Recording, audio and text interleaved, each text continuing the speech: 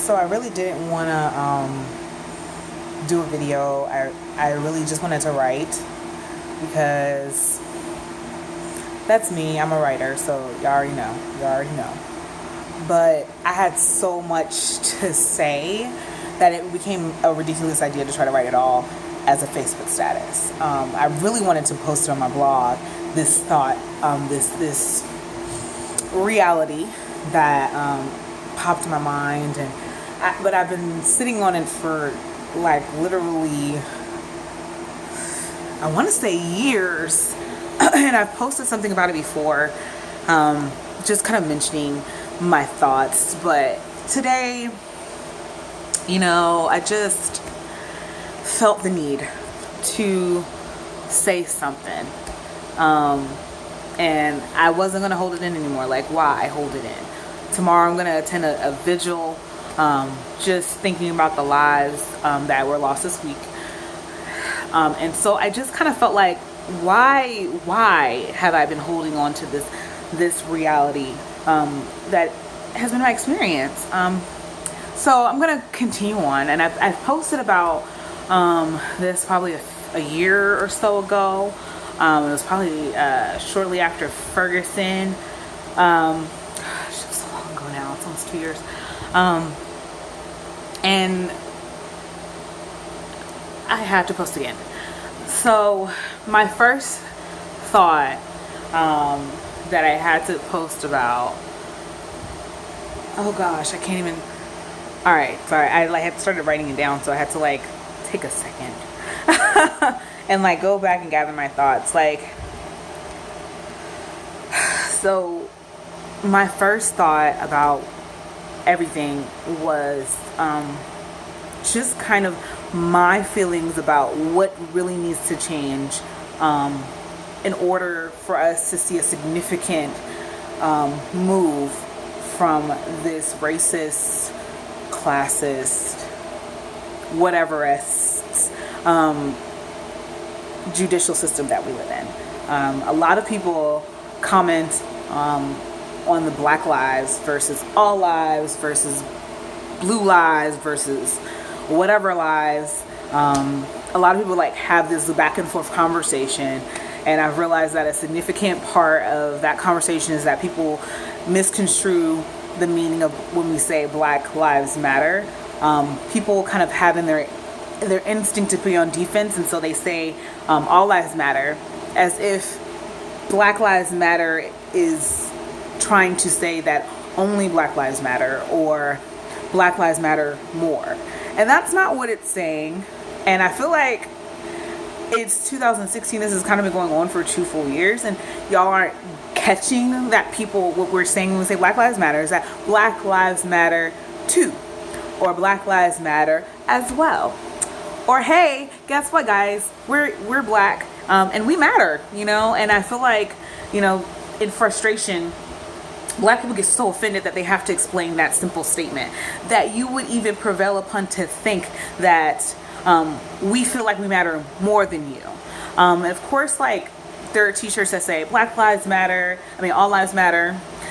But we're not talking about all lives right now. We're talking about Black lives because those are the ones being slaughtered. And so that's kind of the general conversation that's happening, which makes me think that even African Americans or Black people are confused about really what Black Lives Matter as a movement is really trying to mean. But the reality is that we're so in our emotion when it comes to this because it is so directly affecting us that it's I shouldn't have to explain this to you. Clearly all lives matter, duh. Why would we would say nobody else matters? That's what we would say if we, let's be real. If we really felt like Black Lives Mattered more or only Black Lives Mattered, we would be like nobody else matters. F y'all, we ain't sorry, we the ish, and none of y'all matter. But we didn't say that. We say Black Lives Matter. It's hey, we're Black, we're people, just like you, and you proclaim that everything is for all people and for the people, but we, as Black people, we should be included in that, and we don't feel like we are. And with the advancements that are supposed to have been taking place over the past, few decades, you would think that would that there would be some reflection of that in the justice system, or the legal system, or the laws, and it's not really reflected in that.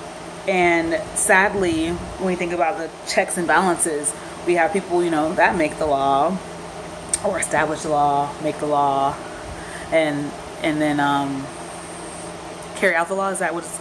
I don't know. Whatever. And the police officers are like the bottom of that totem pole when it comes to carrying out the law, not just the judges. But police officers are a part of that part of the system as well. They carry out the law. That's their job. And so if the law says, or if their job says, their regulations say, their policies say to do this, this, and this because of this, this, and this, then they're going to do it, regardless of what it made them do it in the first place, or made them choose this job or this position in the first place. They're still going to carry out the law. My problem is not that there are racists that carry out the law. My problem is that the laws suck. The laws are biased and old, so old. Like some of these laws have been made literally before Black people even had any rights. So but they haven't changed. And so you're carrying out a law that is outdated past your society. And that almost besides the point I still want to make, because the reality is all of this has triggered my feeling, and this is the general feeling that I have, that as a police officer, if you really want to be effective in a black or minority community, you should be a part of that community. Because trust, and like everybody says, trust is earned.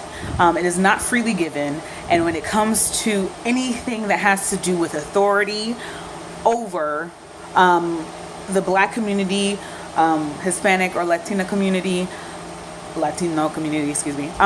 then you need to know that there is almost an automatic distrust for that authority, whether it be medical authority or judicial authority, legal authority, educational authority. Like, there's going to be a distrust because the laws that govern those things were set up when we were considered nobody, or 3/5 of a person, or whatever else. Like, when they were made by people who didn't necessarily care or consider us.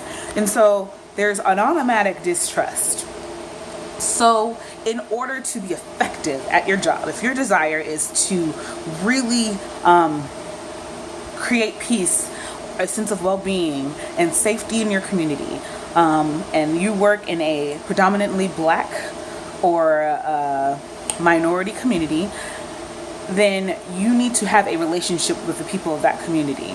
And I'm not saying you need to be best buddies with, but your face needs to be seen outside of policing. The only time I should see you should not only be, I'm not saying that way I want to, the only time I should see you shouldn't be when you're writing a ticket, or you're detaining someone, or you're suspicious of me.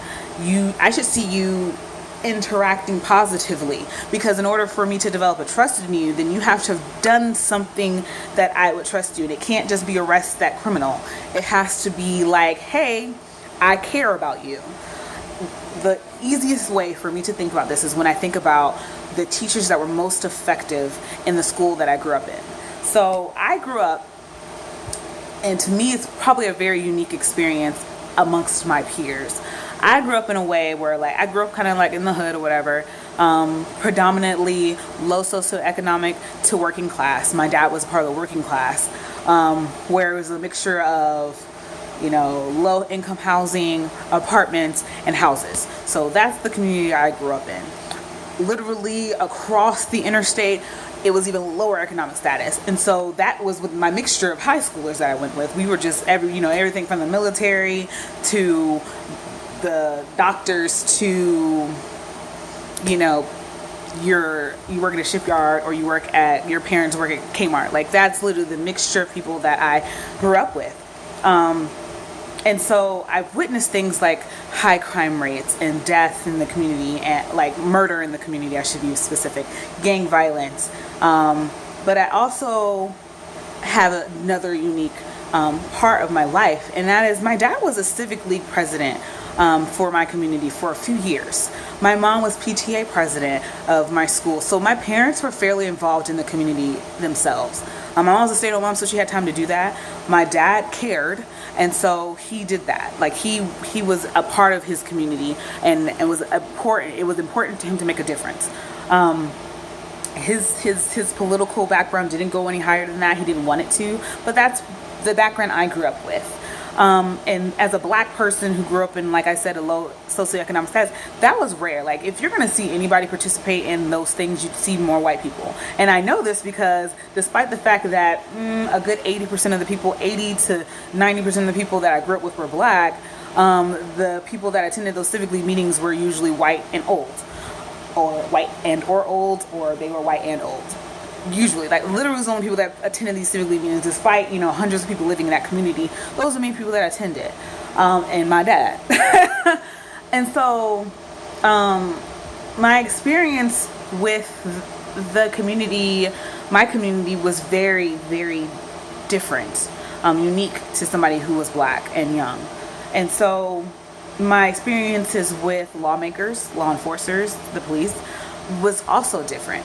I got to see police officers attend community functions, and they were happy, and they knew my dad, and they recognized my face, and I knew Officer Mike, and I knew this person, and it wasn't because they were a truancy officer and I skipped school. It wasn't because I got detained so many times. It was because they showed their face in the community and made themselves a part of the community, whether or not they lived there or not. Like they could have lived 20 minutes away from the community that they were policing, but they showed their face in a way where they wanted to be and showed that they cared about the people.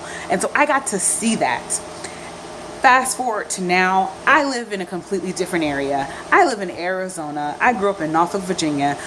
I live in an area where, I live in a state where black people are such a minority here. And it's whereas Virginia is kind of like, can be red or blue depending on the season. Arizona is like a red state. I didn't grow up like this. I'm here as an adult, and I get to experience something different. I get to see how my experiences were so unique, and looking at the news and seeing my peers that I grew up with, as well as the peers that I'm connecting with now. You get to see kind of like their opinions and just how they formed. I say all of that to say that when we talk about what needs to change, it's not just laws. So that's why petitions aren't working, because realistically, you have to know what it means to be black and why blackness or minorities act the way or is the way it is. You got to know that in order to then effectively interact, police for, write laws for it. And so a lot of people focus so much on just wanting the general idea of stopping police from killing us, or killing us and not getting punished for it, which is the biggest concern. It's not just that they kill us so easily, it's that they kill us and then the punishment is not the same across the board. If it happened to a white person for the exact same crime, doing the exact same actions, either he'd be alive, or if he died, the police officer would then be criminalized, like he would be in prison. And that hasn't been happening with black people because we feel like we're not valued as much. Hence why Black Lives Matter too. Anywho, so when we talk about changing, you have to then intrinsically change the system, but also how black people view the system and interact with the system. Because our first instinct is not to interact with the system. It's going to be the exact opposite. I want to do everything in my power to avoid any interaction with the system that I don't trust. If I don't trust you, then I'm not going to talk to you. I'm not going to interact with you. I'm not going to call you. I'm not going to want to know you, know what you're doing, why you're here. I don't care about you, and I'm not going to listen to you. And so if my thought is to do that, then guess what? You're probably not going to be effective in policing it if all you came to do is tell me what to do. So it's important for police officers to be a part of the community. Even if you don't, especially if you don't live in that community, you need to make sure you make yourself present, and not in a demeaning or mean or scary way. I shouldn't be afraid of you. I should trust you. I have to trust you if you're going to if I'm going to feel like you're able to protect me and keep me safe. I have to feel like you know me. And even if you don't know me personally, you should know my community. You should know the common criminals. You should know those people that aren't meaning any harm. When I think about the people that have recently, Alton, I'm gonna say Sterling. I want to say Spalding for some reason. Alton Sterling, and I think about him, selling CDs. I think like if the police officer had frequented the area, because we know the person that sells CDs, DVDs, or whatever, his mixtape generally keeps around the same area as that black person or person in an urban area. We know that.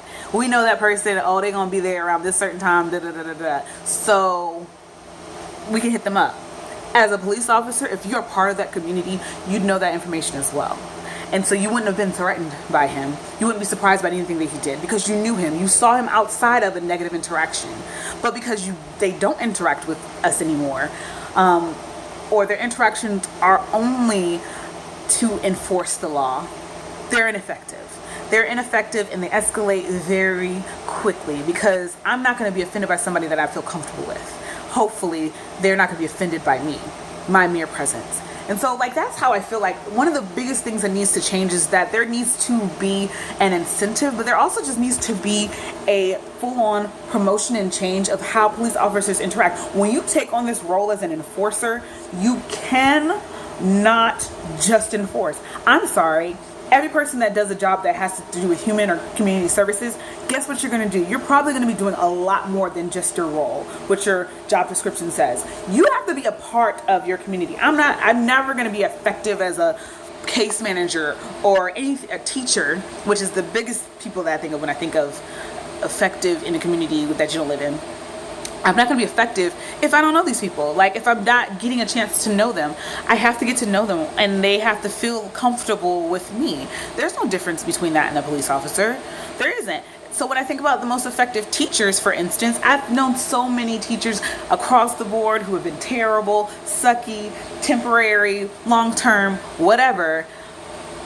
I grew up in a household of teachers. I grew up in a family of teachers. So I know the most effective teachers are the ones that get to know their kids. Regardless if the kids are going to be interested in that subject, they're probably going to hate the subject, but they're going to get to know those kids outside of just teaching that subject. If they focus only on teaching the subject, that's probably the main teachers that you're going to see fail as far as effectiveness and being able to have respect from their students. And that's a big part of the police officer's role, more so than even a teacher. But a teacher does multiple roles. A good teacher is doing multiple roles, and no, they're not getting paid for it. So as a police officer, to me, you should make sure that your presence is respected. And I'm sorry, we're black, we're minorities, whatever. I'm going to speak only for black people because I'm tired of speaking for people that they can speak to this. If you're from another ethnicity, you can speak from your own experiences. I'm going to say black from here on out. If you're black and you're going to be interacting with the police, then you already know that I'm not saying what I want to say. Hold on. There's this idea of blackness being, black people feeling like you got to give respect to get it. I hate that saying because to me, it's like a cycle of nobody's going to get respect because if as an authority you come in thinking I deserve respect, and as a subservient person or whatever it is that we are supposed to be, you come in thinking like you better respect me in order for me to respect you, then you're already going to be at heads. Y'all going to be butting heads. And I feel like that's how the police come in. They think like I deserve respect because I'm a police officer. I'm sorry, what? Because for us, that's number one why you don't deserve respect, right? That's not my experiences. Like I said, my experiences are significantly different from my peers, but that doesn't mean I'm ignorant to it. I'm fully aware of what causes so many challenges. And I think God really has aligned my life so that I can be a little bit more objective in matters like this. But y'all, when I talk about what needs to change, to me, the number one thing that needs to change is that the police officer needs to be a part of the communities that they're policing. And that's the easiest way for me to say, if you're going to come here and tell us what to do, then you should know me. You should know the community, not the stereotypes, not the statistics about this community, but you should know how African Americans interact with you and expect them to need something more from you in order to trust you. And if you're ignorant enough to believe that you don't need to do more, then you're in the wrong role. Go care, just like that lady, the African American police officer who made a statement, a nice, great statement, because she came from the position of coming from an urban environment, then choosing one to be a police officer for the reasons that we hope that police officers want to be a police officer for. She made it perfectly clear, like, you can go to the suburbs if you want to police something, but some people go into these communities thinking they're going to make it better, or that they just want to be able to control it. I don't know the ideas that come into police officers' head. That's nowhere near my heart, as far as wanting a passion for policing people. But if you're gonna do that role, then you need to make sure you know the people that you're policing, and not just statistics of crime, but you got to know their culture. And if you know anything about Black people's culture, in order to integrate or be a part of the culture, you really have to develop that sense of trust. You have to be a part of those things that matter.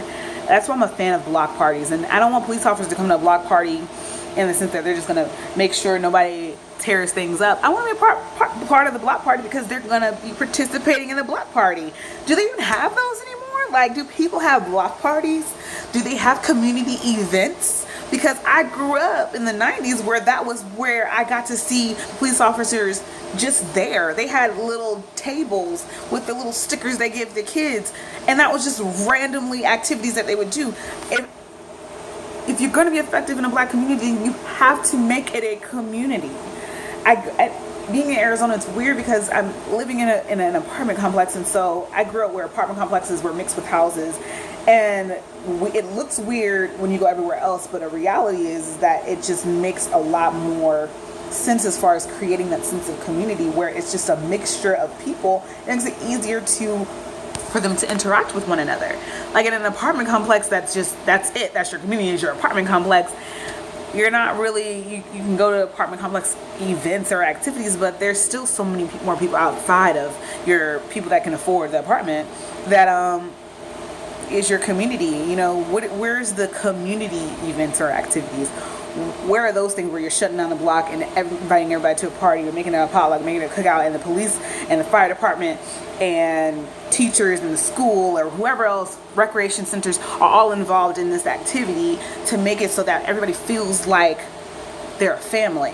Even if you don't know, your third cousins over there, like a family reunion, you don't know them, but you feel some form of connection just because you're in that space together. You have something in common.